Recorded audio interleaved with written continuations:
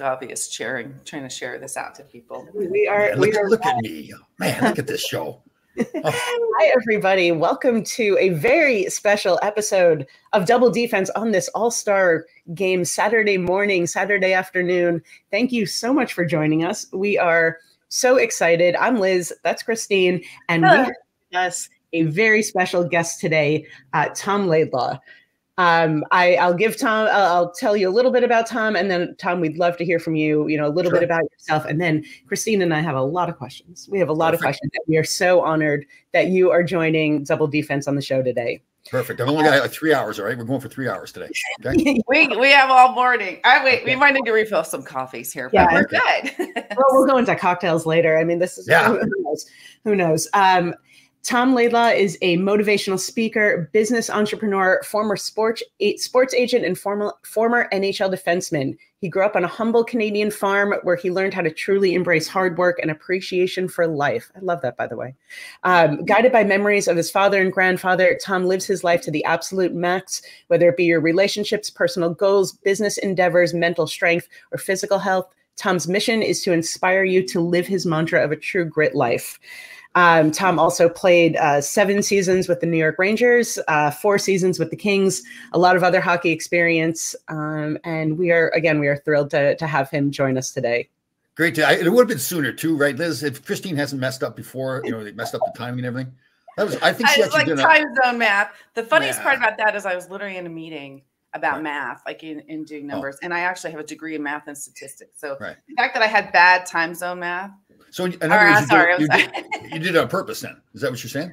I kind of, it's working out to be the way it should be. So everything's meant to be. Everything's meant to be. Well, Liz and I were both. My intentions, right? Yeah. Liz and I were very upset. Yeah. It's definitely Christine's fault. 100%. We've decided that. I'm just now getting over it now too. Days. I haven't been able to sleep. Oh no. I'll make it up to you. I promise. Okay, good. Thank you. So Tom, maybe if you can tell us a little bit about what you've been up to, what you have going on in your life that you're excited by, before we start the full interrogation that we have. The full interrogation, I like it. Okay. What's interesting? You asked that. I think I started all this True Grit Life about 8 years ago.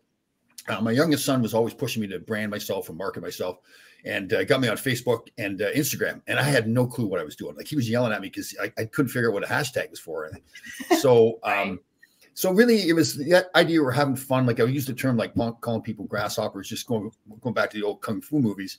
And then now listeners would research, and they'd see that grasshoppers have been around for hundreds of millions of years. They can't be killed. They always move just forward. They don't move backwards or sideways. And that became kind of the mantra for the people, that just drive forward all the time, keep moving. So new things keep happening to me all the time. Being fortunate to be on a TV show Survivor. Learning new things about mental health. Mental health is something I really gotten into. A lot of people on it did a podcast with a woman who was a hypnotist, and really taught me a lot about mental, your mind is, or your subconscious mind is formed when you're young. So I'm always into new things. We've got a really interesting project. Got a book getting done here called True Grit Life. And we've got a project in Roscoe, New York, Roscoe Mountain Club. It's a resort. It's like a 1,000-acre resort with golf course, hiking trails.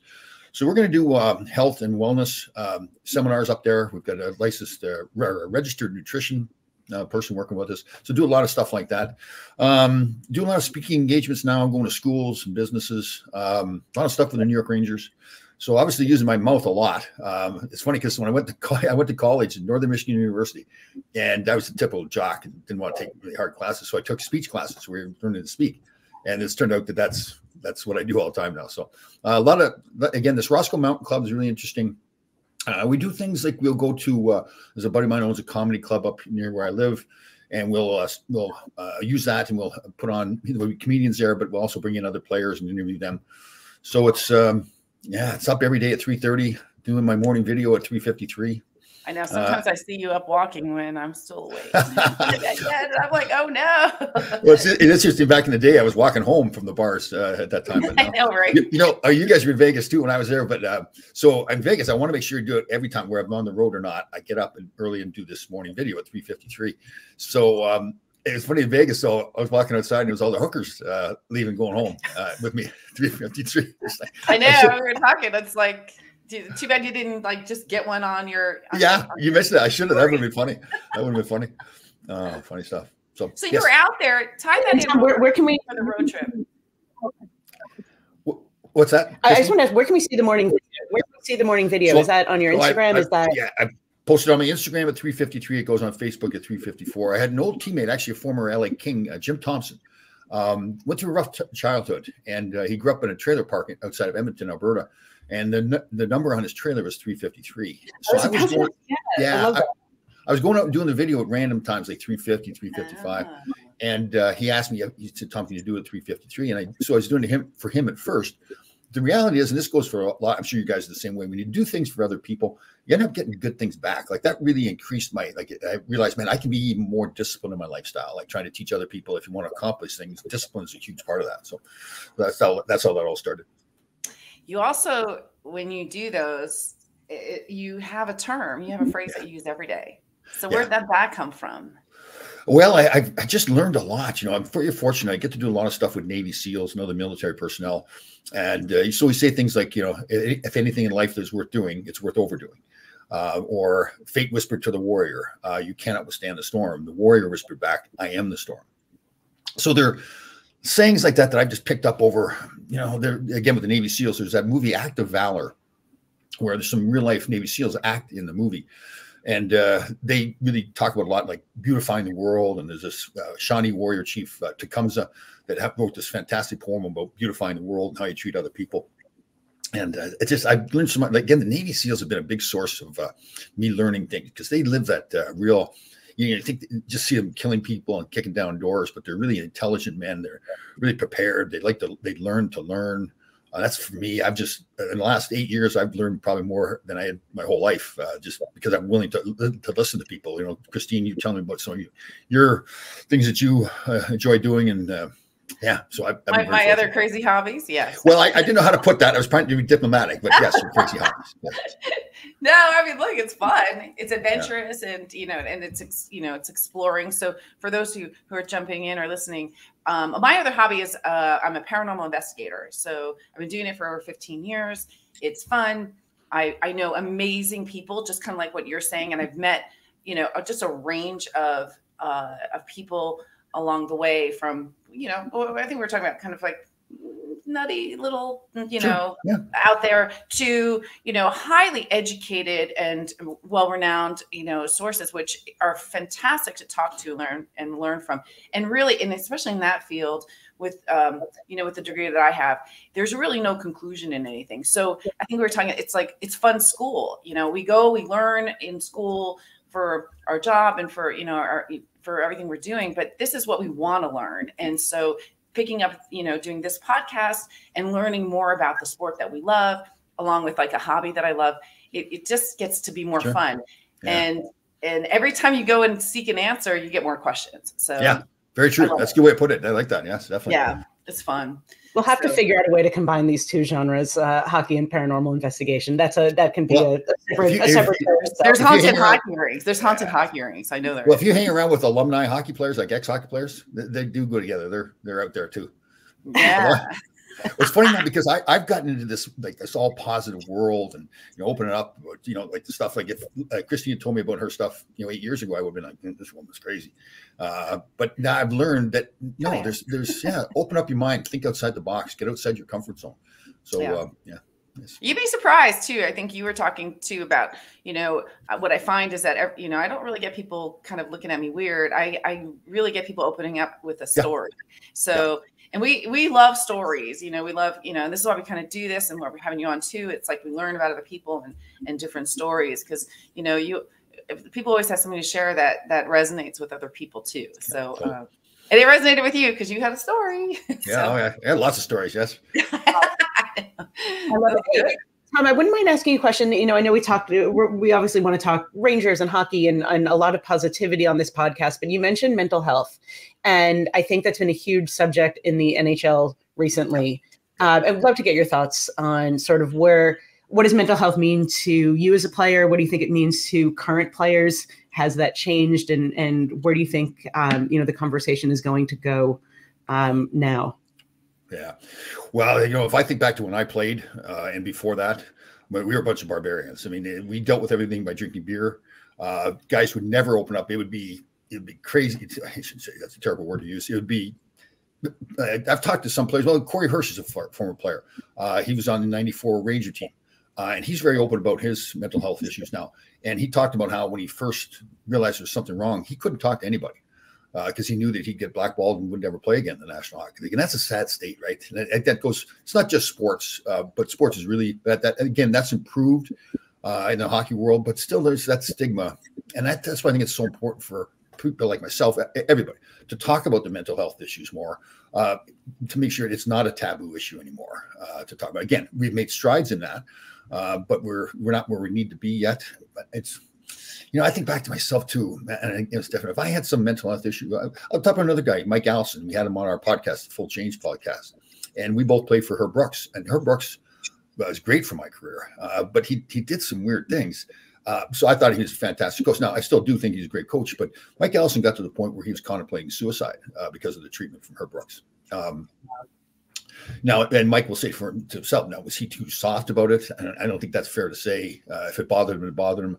You hear a lot of stories about how Mike Babcock treated people, Scotty Bowman. That was the way it was done back in the day. And it's wrong. And we just, again, you learn about the subconscious mind where those anywhere from the last trimester in the womb up until like 9-10 years old. That's how your subconscious mind is formed. All the positive things, negative things, trauma. A lot of people that have addiction issues have been traumatized in that age group. So we're learning more about it. More people are talking about it. There's that 988 hotline for people, suicide hotline, mental health hotline. And there's people like myself. I just, so like this morning, for example, a buddy of mine, his brother-in-law, was in a skiing accident. He was paralyzed. And so they wanted me to come talk to him because it's tough. He's laying there in bed. He can't move. And my job is to go up there and say, no, you tell yourself you're going to move. You tell yourself again, your mind controls your body way more than I didn't understand all that. The connection between the mind and the body in both directions. If you emit positive thoughts and positive energy from your mind, it emits these proteins that go in your body. And the same thing that happens from your body to your mind when you're working out. So there's so many things to learn about the mental health. And it isn't always just depression or OCD. It's these are tough times we've gone through. Right? Think of all the kids that spent years. Anxiety. Yeah. I get that more you get anxious about everything, So yeah. Well, you think about the suicide rate. We don't hear all about the suicide rate. That's a good thing. Yeah. It has to be especially difficult for players where, not only is everything that they do under a microscope, but then everyone can just tears them apart on social media. I mean, that has to be emotionally really challenging. Yeah, we didn't have to do. Yeah, they are, and that's a great point by me, because so when you grow up as a hockey player, especially in Canada, but not limited to Canada, your whole life you've been treated differently, and in a you think in a very positive way. You're allowed to do whatever you want to do. People are telling you how great you are.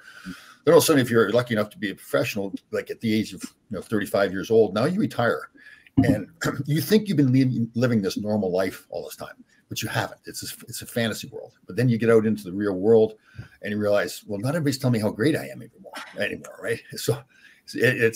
Now you're really starting in the real world at 35, where other people had started when they're 22, coming out of college, whatever. So in some ways, you're kind of behind the 8 ball. Again, we're not complaining about that. It's, playing in the National Hockey League's dream come true, but that's just, you don't know that stuff. And you know what? Here's the thing. Even if I was to go to these NHL players now and tell them that stuff, they wouldn't listen. And I wouldn't have listened either. You're so wrapped up in that little cocoon you live in, and you have to be that way to be professional. So it's the mental part of it. Again, people just see all the money they're making and everything, and how great the life is, and it's fantastic. And for these guys making the money they're making, that's great for them and their families too. But the mental part of it, there's some guys that are really hurting out there. Again, doing our Full Change podcast, I think we've interviewed about 80 some former players, and of that, there was like 6 guys actually attempted suicide. Others have had real problems with drugs and alcohol as well. Yeah, and some of them were talking about it. So we were kind of talking about this before too. With another thing is they have a players assistance program, and how is that developed throughout time? Is it I don't know if like I don't know what's involved with that and how they're helping the players. Sure. Through things. So they have a team of doctors. and they really don't answer to anybody. They're employed by the NHL and the NHL Players Association.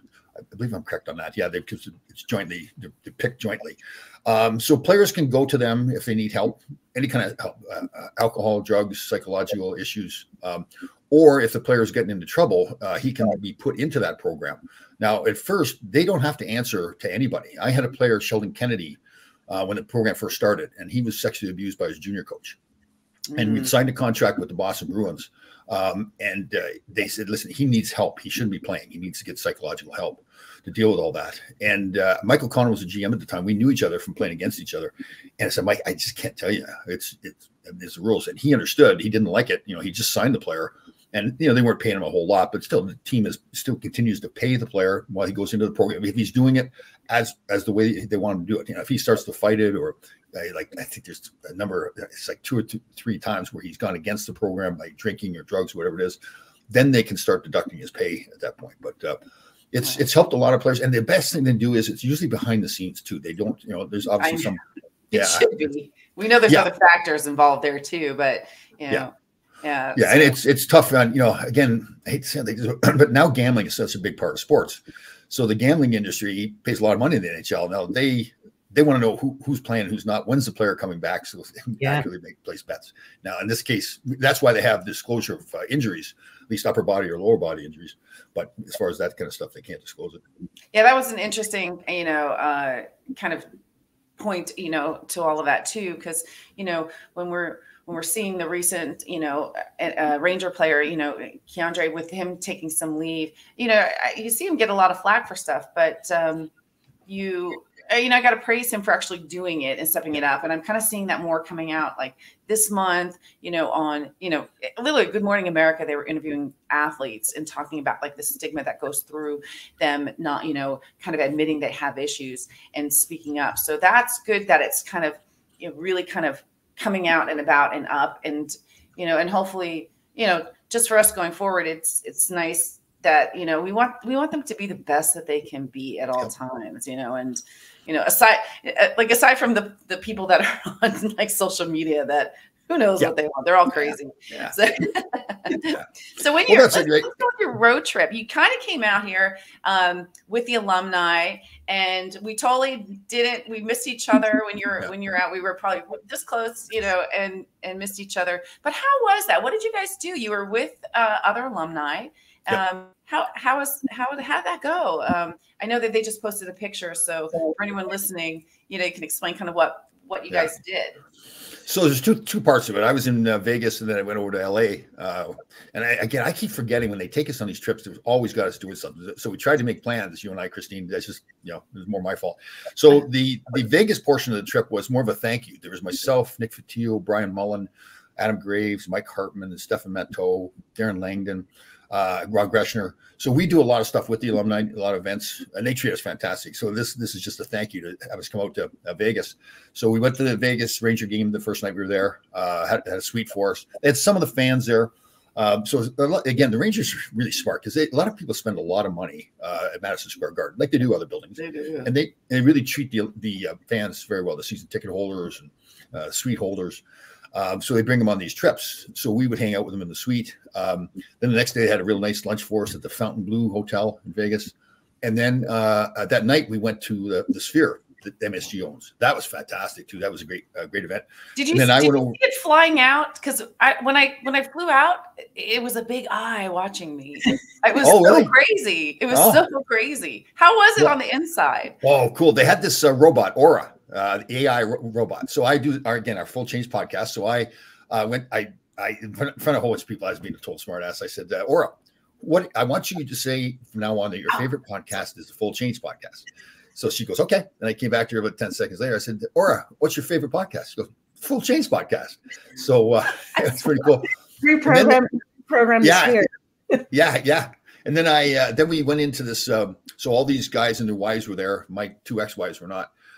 So that's the only one without a way. So we went in and watched this big the video, and the screen looked like it was the size of a football field, and it was a big kind of molded around.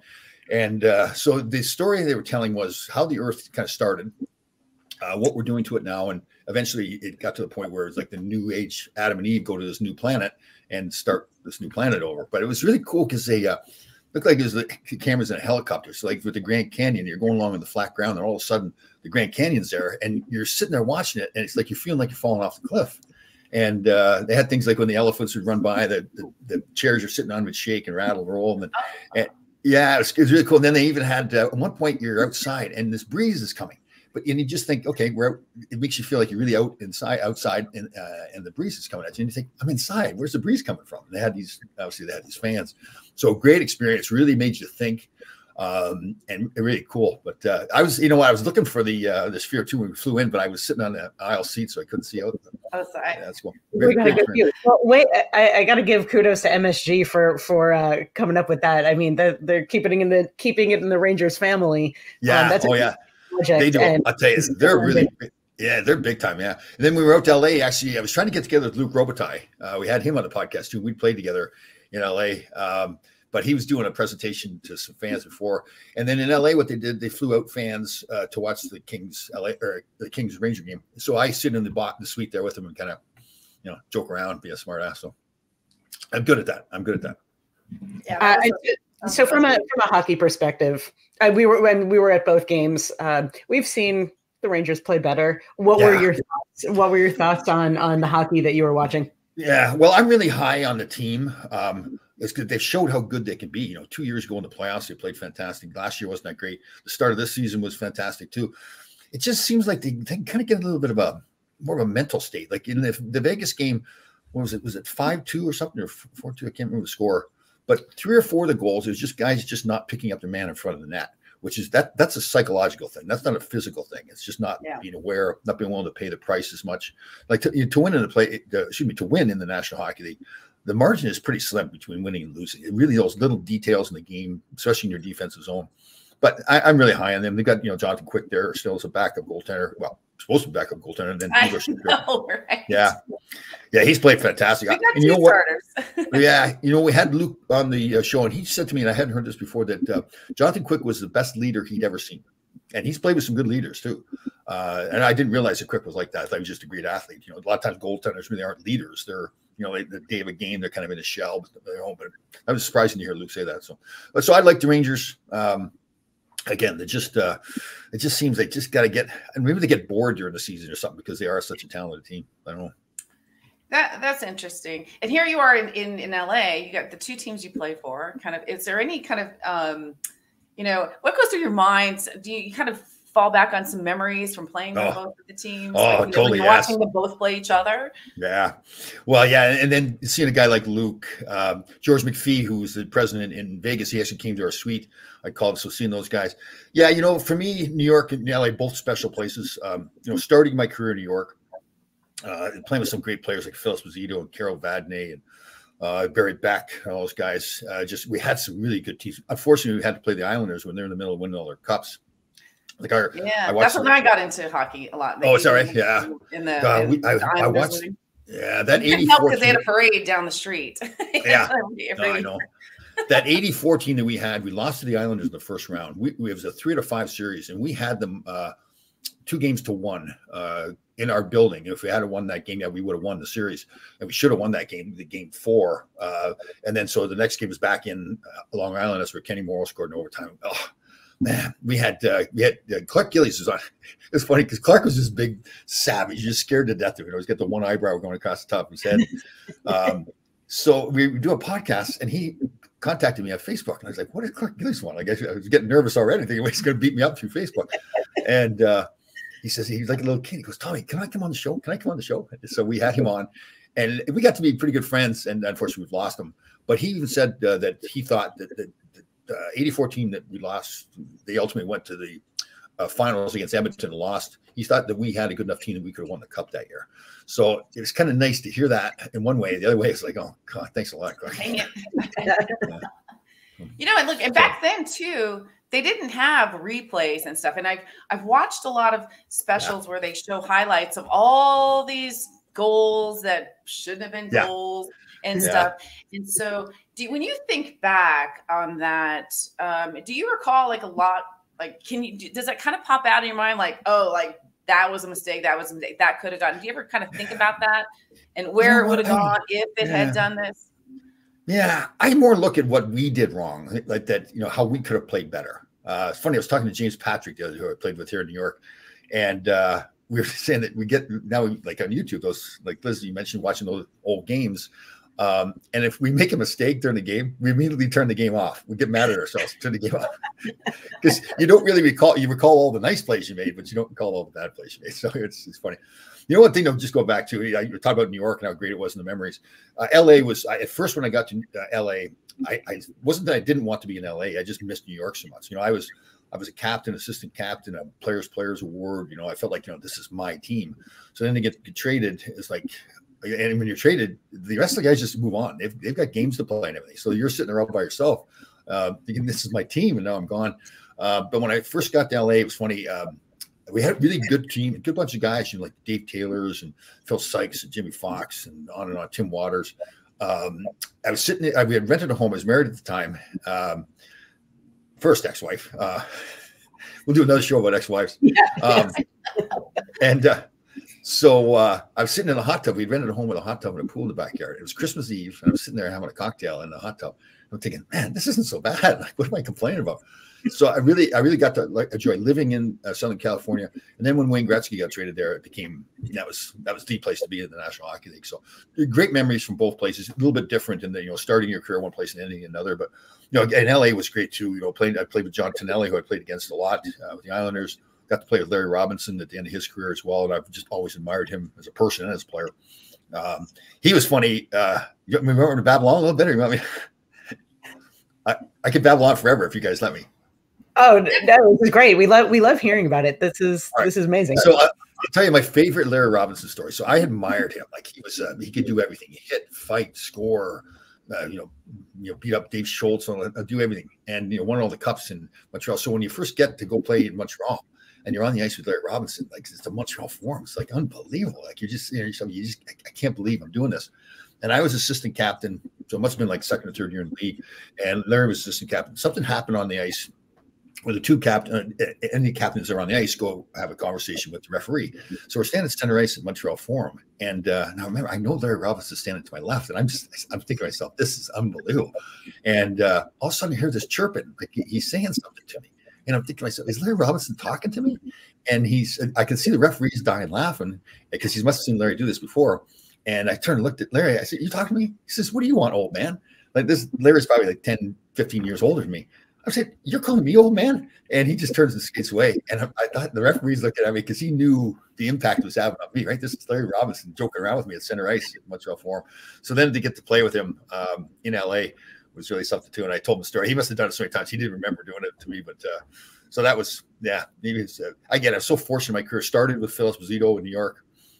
Again, all the great old players, the Steve Vickers and the Walkenchucks and those people.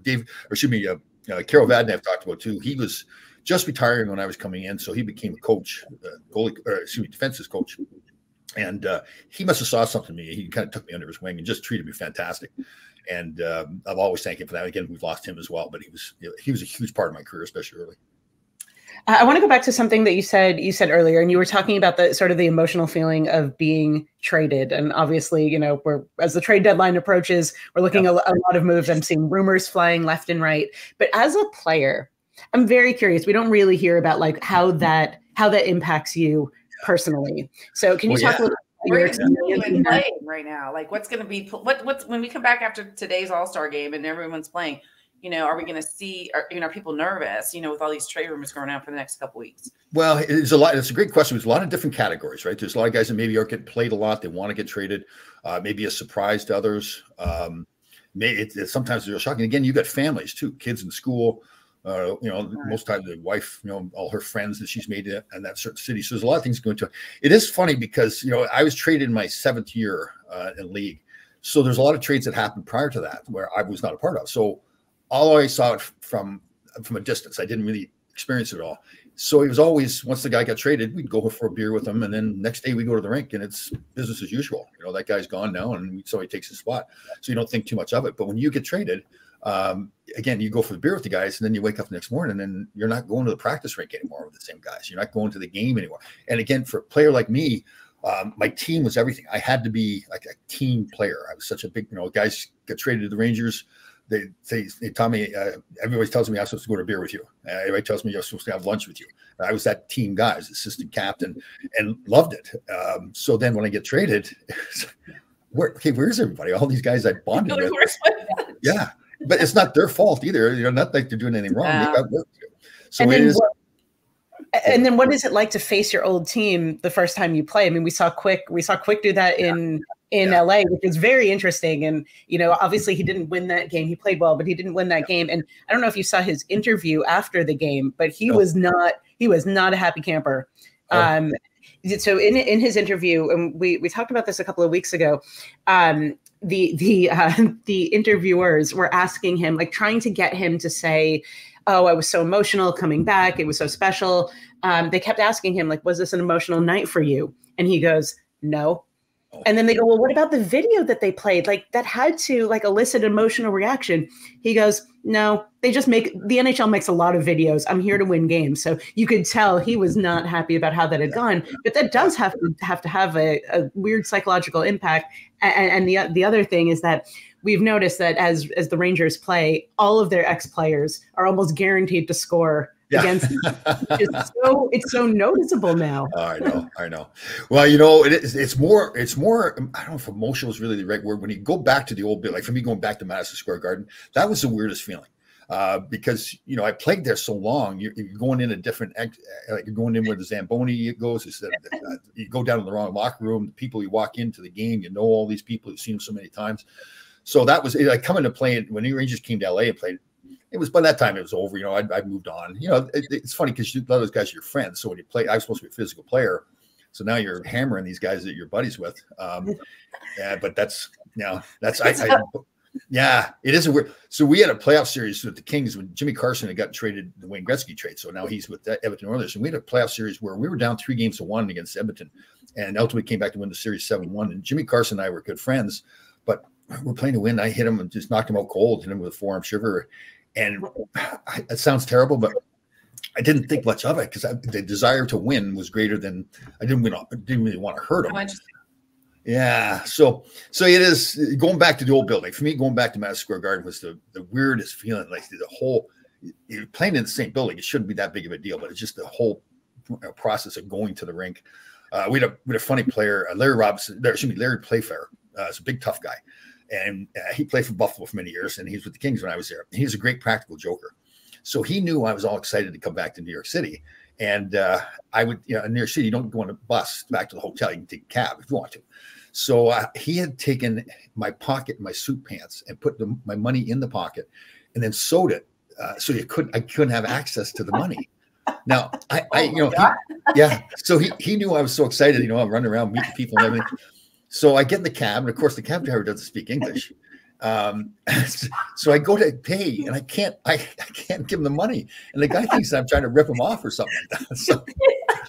So I had to rip my pocket. Your hands in your pants. This is all good story. It was so funny because it was him. Like when you reached in, did you know like he had done it? Yeah, he was really good at that guy.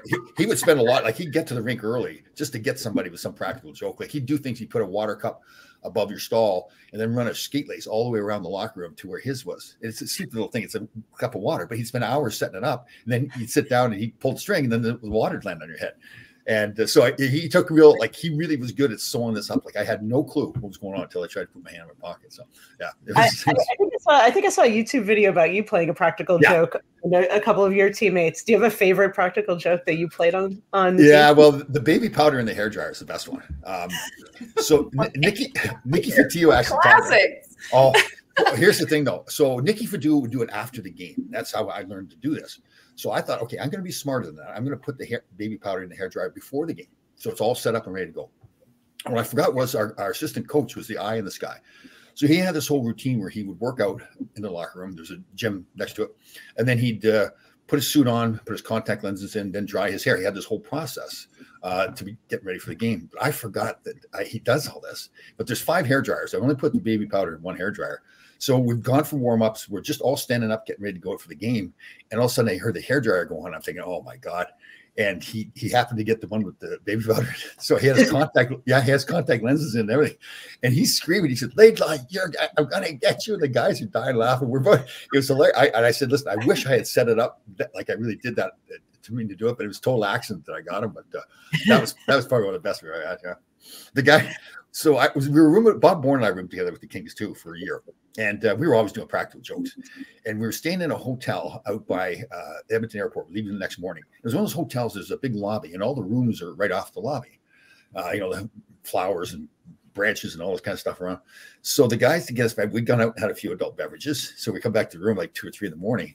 And the guys had taken everything in our room and set it up outside our room, the bed, the nightstand, the lamp, everything. And so we come home and we're pretty hammered, and we just said we were tired and hammered. We said, just lay down and go to sleep. And the security wouldn't let us do that, so they put all the stuff back in the room. But that was classic. That's the thing too. If you're going to be a practical joker, people are going to get you back. And that's good. You have to be ready. Do you think there's still, are they, are there players now that you're aware of that kind of keep that level? I know we see a couple of things like online, that they'll kind of think, but how do you think that is, with people that that are active in the NHL? You still kind of like to do those things behind the scenes? I don't think they do as much. I think they have to be so careful, right? Like their own little corporation, really, right? They make so much money. There's no cell phone cameras around. There's no Twitter before. So we would do things like, we didn't fly charter flights back then until later on in LA. So we got on a plane with everybody else. They put us all in one section, but we're sitting in a commercial flight, and guys would fall asleep, and we cut their tie, or we put shaving cream on their head, or we steal their shoes. Like I still can't sleep on a plane now because I think somebody's going to get me back after all the things we did. So that's funny. Yeah. So we wouldn't be able to. I don't think the guys would even. They wouldn't be able to get away with it. Yeah. We were, and this is again before 9/11 too. So the carousel where the luggage comes out. So it goes back inside the building and then comes back out. So it's really like back those days it was set up different. So we would get onto the carousel and ride it around, and then come back out again and be like a statue, like we're standing there like looking like this. It just, and the people that weren't on the team were looking like, who are these guys? They're a bunch of morons. That was fun. Yeah, we had a blast. Traveling on the road was a blast. And again, almost everybody you play with is all the same kind of guys. You just different personalities, but yeah, we had a lot of fun. So you talk about going back to Madison Square Garden when you were playing, and this is why we go off script. I don't think any of these topics we've been talking about were things we planned on talking about, which is fantastic. But when you're traveling around and going back from team to team, tell me your favorite MSG. We know that's the answer. Your favorite arena versus like the worst arena. Oh, yeah, absolutely. So my rookie year in the NHL, we had a good playoff run, went to the semifinals, and we played St. Louis, and I was really playing well. So I've always just had this feeling like I went back to St. Louis. I just felt good about my game. It was really hard to, people like to go to Maple Leaf Gardens or something because I'm from the Toronto area. And that was cool going there too. But again, the memories of playing in St. Louis were really good. The old Checker Dome. By far the worst was Boston Garden. So my first year in training camp had a really good camp. So I'm obviously still with the team. And our first game, so my first real regular season game in the NHL was in Boston. All these great players, tough players, Wayne Cashman, Stan Jonathan, all these guys. And John Davison was our goaltender. And we're playing in the old Boston Garden. There's rats running through the locker room and everything. It's just totally, of course they are. He was. And again, to go on and off the ice, you have to go through the Boston bench. That's how, it was just set up to be totally intimidating. So John Davis is in net. I'm obviously on the ice, and I've got the puck to his left, and I'm trying to shoot the puck around the other side. There's pressure coming on. So I'm just I've made thousands of times, and so nervous I shot it off JD's leg and into our own net, scored in our own net. This is my first game, first period. So now JD was one of these guys too, that this larger than life, guy. He was star of the 79 team when they went to the finals. So he wanted to really be approved by John Davidson. And the look he gave me through his mask was like, I just wanted to go home. I was just like, wow, this is awful. What have I done? You remember it, right? You'll never forget it. Burned it in your memory. Yeah, I go back to the bench. There's all these veteran players, Freddie Shearer's coaching and everything. There's nothing they can say to you. It's not a coachable moment. They're going to say, well, don't shoot the puck in your own net, Tom. You weren't the last one to do that. Yeah, just so you know. But I'll tell you, it's an awful feel, especially when you're a rookie. Oh my God. It's like, because you're thinking you've worked your whole life to get here. Now all of a Well, sudden, how about when you're not a rookie doing it? Yeah. Well, I had to play like that at the Forum. We're playing Edmonton. It was like a hockey Hall of Fame. Yuri Curry's there. Mark Messie's taking the face off. Wayne Gretzky's taking the face off for us. And I'm on the ice, and Gretz wins the face off, comes back to me, and I've done this play tens of thousands of times. I either pass to the forward, pass to my partner, carry the puck, whatever. The puck just explodes like a grenade on my stick. I have no clue what happened, and I can't find it now. It's in my feet, and Yuri Curry comes flying in, takes the puck in, and score on a breakaway. And I'm supposed to be Mr. Steady Eddie, right? Like always doing the right thing. And Kerry Fraser was referee, and I'll never forget. And when he played for a while, he established a relationship with referees, joking around. So he gets the puck at center ice, getting the face off at center ice, and he stands there. He won't drop the puck. Okay, he's laughing at me, and everybody's looking at me like, Laidlaw, what are you doing? And I started yelling at him. I said, "Drop the effing puck! Drop the puck!" And he was pretty funny, but he was pretty good. It was good. Oh yeah, all the things that I'm sure you guys hear on the ice that no one else can hear because there's a blast going around. You can't hear anything. Oh, that's hilarious out there. They're not allowed to say some of the stuff that we said back then, which is probably pretty good. But some of the guys were like just funny guys. Yeah, it was really there's good lines, good one-liners out there. Go ahead, Liz. You have a question? I was just going to say, it's so interesting to hear hear all this, Tom. This is amazing. We'd love to sort of get your thoughts on where do you think the Rangers are going forward this year? What changes do you think they have to make in order to make this season, one where there's a real contention for the Stanley Cup? Yeah. Well, they're in that stretch where you're saying they need to do something, right? Because they're not playing well. But if you'd had this conversation at the start of the year, like the first month or month and a half, you'd say, don't change anything. These guys, this is a good hockey team. Chris Drury went out and got some older players on 1 year short-term, short money contracts, thinking, okay, I'm really not tying up a lot of cap space. These guys will be incentivized to play well because they want to continue to play. They're on 1 year deals. So I think he did a lot of good things. He put a new coach in. Peter Laviolette has won the Stanley Cup before. Got two fantastic goaltenders right now. So I've tried not to look and say, okay, how are they playing right now? How good do you think the team is? Losing Hedl for the year, that hurts. He was really playing well. Lafreniere and Capo Caco, the other two young players, probably the tough thing for them is they're playing against the New Jersey Devils with they're all their young players are playing so well. It kind of puts more pressure on, well, more pressure, but it's just more visible that maybe those guys aren't doing as well as you thought they would. And that if you went back 3 or 4 years, you'd think, okay, those good young players, Hedl, Capo Caco, and Lafreniere, you really thought, okay, not only will they be good now, but they're going to get better and better. So that's the future of the team. That doesn't look as good right now. That seems to be an expectation that hasn't lived up to people's, like ideas. And so we've talked about this a lot too before, because, when Vegas was formed, their team was young, and I think they just kind of were like, all right, it's our first year, but then it took them all the way, to the top. Yep. And then there was that trend that, and I would actually grab Darryl Evans and talk to him about it, with this trend of going younger. And so Rangers were kind of the team that picked up on that and went really young.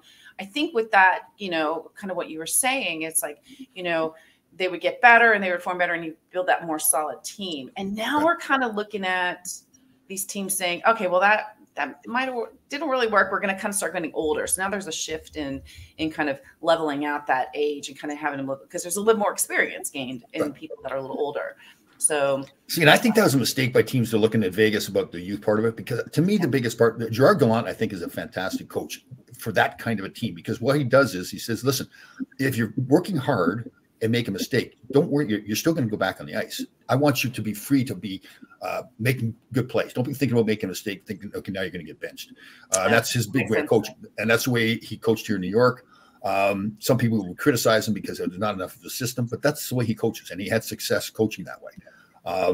So I think when they looked at Vegas, I think we looked at Vegas. First of all, George McPhee, the GM, did a fantastic job of kind of fleecing some of the other teams, right? Getting, top players so that you don't take the guy you say you want to take on the expansion draft. So again, I think the key was, and I mean, this is a compliment to George. I think I think he still thought, okay, we're really not going to be that good, because who's it? Was it? He got somebody that he knew he was going to, big left winger that he knew he would trade at the deadline. So he'd help him a little bit now, trade him at the deadline and get something for him. But they played, like you said, they played so well, they didn't have to make those trades. But again, I just think it was a bunch of guys that were on short-term deals that, hadn't really done really well, or maybe weren't given much of a chance with their old team. And now they're saying, okay, now I've got a chance to be that NHL player, and they all were fired up for it. So Yeah, but that that happens with the NHL. Lots of copycat league in a lot of cases where they think, okay, this is how this team did it. So, and to me, hockey's still hockey. It's like you got to have. You look at Vegas, you look at Tampa, big physical players that can skate, good goaltending, and sometimes it's just a crapshoot too. Like you get guys like some players like John Druce with Washington Capitals many years ago. He was a pretty average right winger, but all of a sudden playoffs came around. Chris Conto was like that too. Guys that maybe didn't have great careers, but all of a sudden playoffs just got a fire, and that happens. So to me, sometimes people try to strategize. Okay, here's what this team did. Sometimes it's just the guys get on a roll too. So yeah, so with the Rangers, to me, I wouldn't do anything. I would, I think it's more psychological with them. I think it's just okay. We're good enough, but okay, we need to pay the price to win. You have to play like they have to play like they know that they're good enough, and it's almost like they sort of forgot about a month ago that they actually are an incredibly talented group of people, and something about it is not clicking the way it was earlier in the season. Yeah, and their power play, and that's such a big thing in playoffs too, because it really. Other teams are trying to be physical against you, and your power play is going well, and the other team's taking penalties. Well, then they have to stop being so physical, right? So if power play is not that good, then now they can push you around a little bit more. And the Rangers, that's the one part that may not be that whole toughness thing is kind of gone in the NHL. And so I was going to say the Rangers are as tough maybe as you'd like to see them, but again, who is? The game's just changed so much. Well, they're tough, and it's funny you say that because I've always kind of said East Coast plays more, strategic, and more skill kind of, and then you got the West Coast with like the Kings, so physical, and it's such a different sense of play there. And that's why I kind of love watching when the Rangers come into town, because, that's, I think that I want to say it's their biggest matchup is this West Coast kind of road trip, because most of the time the teams play really, really physical, and then it kind of pumps them up for getting into the playoffs. So and I've never really seen and yet the East Coast has I think we have the hardest division, and I always. When it gets time closer to playoffs, I always hate our division. I'm like, why do we have to have the best teams and fight so hard? Because it makes us look worse, but we're not, right now we're not bad. We're still in first place, and we're still, doing well. And everyone kind of has their moments. I kind of was telling Liz, it's more like I look at the stock market. I look at the long term and see. So the other thing is when you hit the playoffs, how does your mentality change from a regular game to that first game in a playoff? I mean, does it change for you? Do you think or for players? See, I think for a guy like me, I had a job to do, right? It was to show up every game, make the outlet pass. So I didn't want things to change. And people say, well, geez, you get to a game 7, do you have to change your preparation? The answer is no. In fact, stick to your preparation, stick to your process. So for me, now maybe goal scorers, goalies, maybe there's more pressure on them to get things done. Mine is to stop things from happening as a player. So again, if you're a rookie player, I think the playoffs can really affect you a little bit. Veterans players have done it before, just realize, okay, I just need to do it harder. I need to hit harder, skate harder. I mean, because it's an 82-game season, you'd like to say you're playing as hard as you can every game, but you can't. It's just traveling and all that kind of stuff. So it's more of that. The one thing too is really important. You look at the teams that win; they usually don't play all 7-game series. They'll get shorter series, like maybe a 4-game series or a 5-game series. That's a big thing. The Rangers 2 years ago when they did so well, I think they ran out of gas a little bit too. I think they went to 7 games with Pittsburgh. Was it 7 games with Raleigh? Yeah. So by the time they get, they're tired. Not only that, but it was 3 overtimes. Yes. Yeah. And you think, remember that one? Yeah. And those games they are intense. I mean, again, you got to play the same way, but the intensity level is just ratcheted up a little bit, and they, more pressure. And so it's fun. I'll tell you, playoffs are great, especially if you get on a roll and you're doing well. Now the weather gets nicer. You're not practicing as much. It's just that whole feeling about, now you get down to the point where there's only 4 teams left and you're one of the 4 teams. I was unfortunate. I got the semifinals twice, never got to the finals, but just even to get to the semifinals it's just a special feeling. It's just, you dreamed your whole life of getting to this point. Everybody wants to play in the National Hockey League, but you really want to be playing for the Stanley Cup. So, and it's funny, you don't touch the trophy if you're a player until you've actually won it. I was lucky when I was in the agent business. Warren Reichel, one of my clients, played for Colorado when they won in Florida in overtime. Yuri Coop scored the winning goal. So it was a late game that went into overtime. So I couldn't get into the locker room till like 3 or 4 in the morning. Everybody's hammered. I wanted to get in and get my picture taken. In fact, I've got the picture on here someplace where Warren and I were, and that's the first time I ever touched the trophy. So it was pretty cool. Ah, so you did touch it. Ah. Yeah. Well, I figured my client. I licked it actually. Yeah. So you know. Yeah. When I was up in Toronto and I had the opportunity, yeah, I licked it. Yeah. And it was the Rangers, so it's fine. Yeah. So thanks for the curse. Appreciate that, Christine. Yeah, it is you know what's funny? Yeah, you talk about big moments. So when Wayne Gretzky got traded to LA, he was he was about to break Gordie Howe's all-time points record. And it happened to be, we're traveling around. So Gordie Howe was traveling around with us, which is like, and Wayne had a couple of games where he didn't score. So we're saying, don't score, Wayne. We want to hang out with Gordie Howe, right? Gordie's telling us old stories, great guy. And so we happen to get to Edmonton, and he's 1 point behind Gordie Howe. And it's in Edmonton, so it's a drama. You just feel it in the building. And we had a 4-on-4. And so it was Bernie Nichols, Wayne Gretzky, myself, and Steve Duchesne on the ice. So I'm the defensive player. Those guys are the player. So we've got Edmonton hemmed in their zone. It's Mark Messier, Gary Curry, Paul Coffey, Charlie Huddy, I think. So it's like I went there with a Hall of Fame guys. Nice. And so we've hemmed Edmonton in. They're running around. And, of course, they're not paying attention to me at all, Edmonton or others. They've got 2 guys on Wayne. I happen to be standing in the slot all by myself. I'm pretty sure, I don't know if it was Grant Fuhr. I can't remember who was in net. And so Wayne gets me the puck. Now, I'm realizing here, if I score here, this is going to be the point that ties Gordie Howe's record. It's going to go down to history, and I'll be the one that scored the goal. So I go into panic mode. I didn't want to shoot the puck because I thought I'd miss, or I thought I'd shoot it right into his chest or something. So Bernie Nichols was covered by Charlie Huddy at the side of the net. And I said, I'm sure I'm passing to Bernie no matter what. And he was an incredible athlete. So he happens to get it and tips it in and scores. So that's the point that Wayne gets an assist. That's the point that ties it. So the crowd's going crazy. They're cheering and everything. And everybody's jumping on the ice. And I go over to Bernie. And he's looking at me, he says, what were you doing passing me? I'm covered. So him and I you can't see it in the video, but him and I are dying laughing. Actually looks like this fantastic play I made, but it really wasn't. It was just me panicking. And so when I see the video now, it's hilarious because nobody notices that that's really what went on, except for Bernie and I, really. So it was cool. That's great. So I was, one of the questions I've kind of been thinking of just to ask anybody, but it sounds like, with all that you've kind of played with so many people, is there anybody that you would have wanted to, that you didn't get a chance to play with, on the same line or the same team or against, so that you can, Well, Bobby Orr was such an influential player, changing the game, the way defensemen played particularly. And such a great guy too, such an ambassador for the game. Would have been pretty cool to play with him. Again, being around Gordie Howe, Bobby Hull came and tried out with us my second year in the league. He had retired. Anderson Ulf, who he played with in Winnipeg in the WHA, were on the team. So he came for tryouts. So he was in training camp with us. And that was a cool experience. So my dad, we lived on the farm in Canada, outside of Toronto. And somehow he got us into Maple Leaf Gardens the day of the game for the morning skate. And the Chicago Blackhawks were there. And I don't know how it all happened, but I had the little mini hockey stick and everything. And Bobby Hull came out of the locker room and stood and talked to me for like 10 minutes and signed the little stick for me and everything. And I always remember that. I think that was so cool that this guy would take the day of a game, would take his time. He's Bobby Hull. It's not just some average player. So I always remember that. And it really influenced me. So when I around kids, I remembered how I felt when an NHL player took that time. So when he came over to training camp, we first had practices in Rye, New York, where our practice facility was. And then we were flying over to Finland.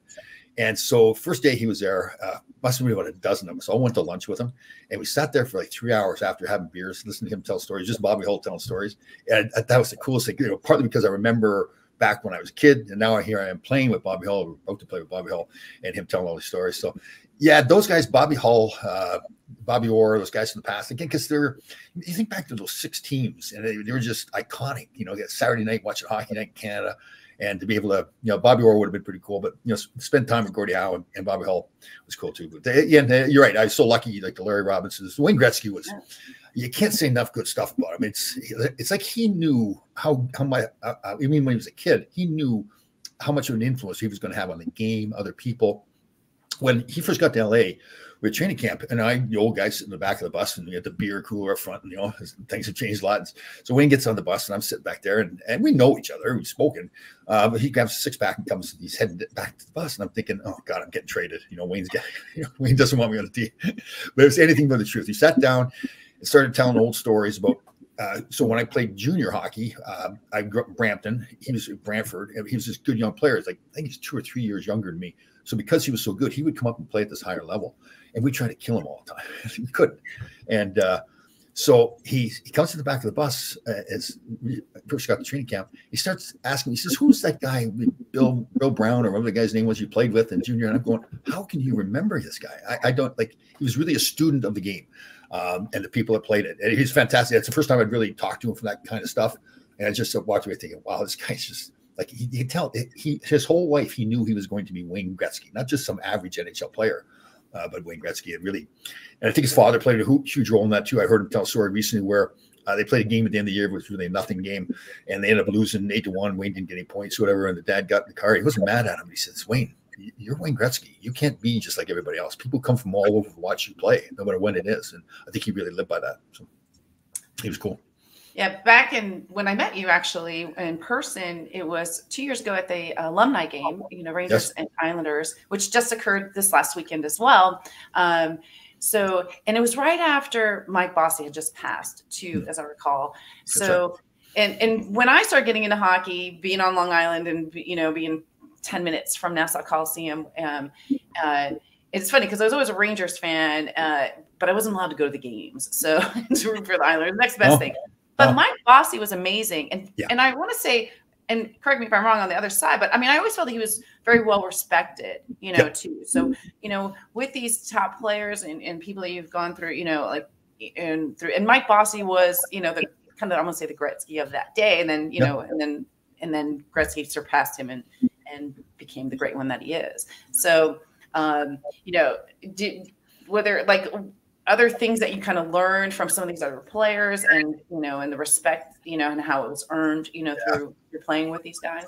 Well, he's a great example. Rick Middleton was like this. Joey Mullen was like this, where they would make these plays. Like if you watch him play, he really wasn't that smooth skater. He wasn't like a smooth stick handler. In fact, he looked kind of choppy. Like Rick Middleton, he was a beer league player, looked like sometimes. And that's the thought he would have. But then they'd make a play and score a goal, and you think, wow, that's just lucky. But then you watch them over and over, and they do it over and over and over. So it's not luck. It's stick work, and they're smart too. So Joey Mullen, I'll never forget one time. It was early in my career. I think he was playing. I can't remember. I think he was in Calgary, I believe. And so I'm this big, tough defenseman. And little Joey Mullen comes to the front of the net. So I'm cross-checking, trying to get him going. So he skates away. And I'm thinking, yeah, I'm the tough guy. I showed him who's boss, right? And as soon as he skated away, you could tell they practiced this play. Whoever had the puck in the corner, it was all timed. So he would back away into the high slot and I'm standing in front of the net still. He'd get the one-timer and score. And I'm thinking, oh God, he played me. Like he just used me because he done it. So those kinds of things from those star players, like it wasn't just, yes, they worked hard. Yes, they were skilled, but they competed, man. And I would say that about every skill player every star player that I played against or played with. That competition level was by far the best thing they had. Wayne Gretzky, Larry Robinson, they loved the game. Larry Robinson, when he played like 20 years when he came to LA, and he was like a little kid. I was amazed. He just loved it. He loved going over to boys for beers. Like at practice, he's working hard. He's laughing. He's joking around. And I think that's all. Phil Esposito was the same way. He had such a passion for the game.